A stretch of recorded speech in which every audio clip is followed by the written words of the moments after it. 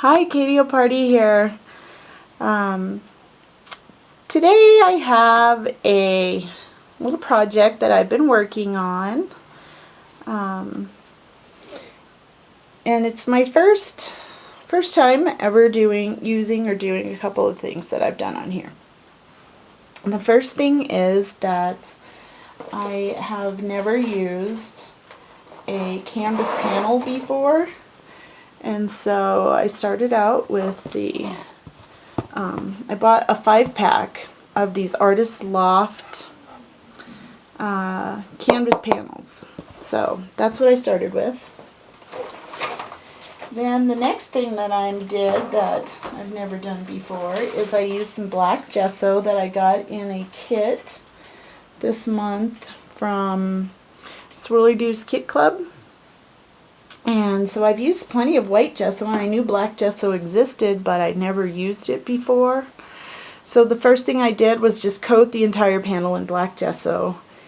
And I really like mixed media art, and so I've always had a tendency to use some of that in my scrapbooking and my card making and that sort of thing, but never really done like a mixed media art piece. So this is my first shot at that.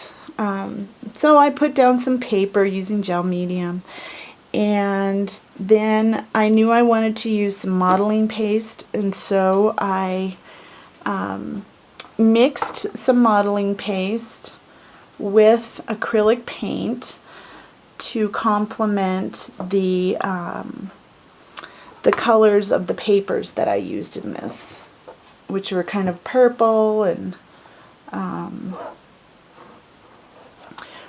some blues, rich colors. And so I did that, and then I used a Prima brick stencil to apply some modeling paste then I did some bricks over here and over here.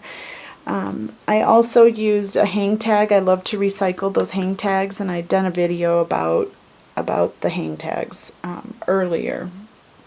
So I used one of those, used a stencil to make my dragonfly, and I have a thing for dragonflies as well, so that's why I chose a dragonfly. I used some blue acrylic paint with the modeling paste, and I had modeling paste left over, so I thought what better way to use it than to just smear it on the canvas here. And then I used my handy dandy modeling paste applicator, which is an American Express, fake American Express card that they send you in their enticing mailers. Try to get you to sign up. Anyway, and so I wanted to create some texture, so I just took my, whoops, dropped it on the floor, my credit card, fake credit card, and I just kind of went and made a little grid pattern with that. Anyway, let it all dry, and then I used gelatos, a lot of gelato on here, and I really am in love with the metallic gelatos right now, so I used the purple and the gold, and then I would spray water, and I just kept playing around layering until I created what I thought was kind of a cool, sheen design on the background. And then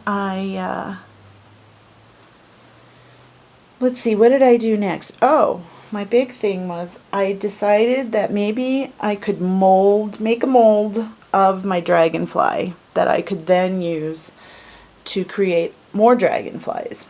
And so I used some molding material, I guess I'll call it. This is from Townsend Atelier, and it's Knead-A-Mold silicone mold making putty, and it comes in two parts. And so it comes in a jar like this. The first part is the white and the second part is the purple. And you just take an equal amount of each, and then you just mush it together. It's kind of a goopy clay or a Play-Doh kind of thing. So you mix it together anyway, and it's this color, and then you just mash it down on top of whatever you're going to mold. So I mashed it down on my my little piece I had made, and if I had it to do over again, or when I do it again, I'll probably give myself a little more, because a little more of the molding material, because it ended up, it's very thin, but it did still come out really pretty good. I just have the slight indentation hint right here on the bottom, but that's because I didn't build this up enough. So it was my first try. I'll do better next time. In any case, so I made a mold. Then I used some resin in my mold, and I ended up making this piece here, which you can see. It came out really pretty well, other than there's no bottom half of the body, but I'm going to deal with that somehow. Anyway, and I colored that then with alcohol inks and some Stays-On Gold, and thought I would put that on here. And so what I did then was I decided I needed another dragonfly, because I couldn't do it just 2 dragonflies. So I used the same stencil that I used to create this. I traced, and on this beautiful paper, beautiful paper that I had gotten at Joann's recently, and I put some gold embossing powder and embossed the whole thing just to give it some more texture, and I just love how it shines and shimmers.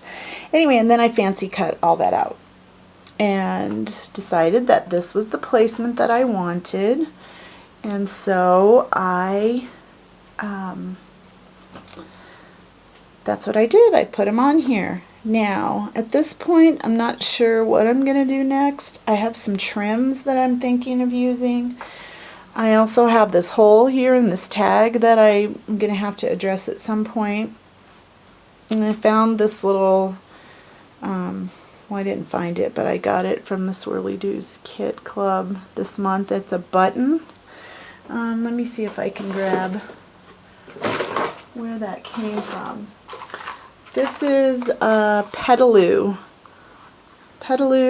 button accessories, and so it was on here, and so I really thought this was kind of a cool one because it's a good color and it's a good fit as far as the size. So my plan right now is to take a hammer and smash down the little button toggle, whatever that thing is called, I don't know.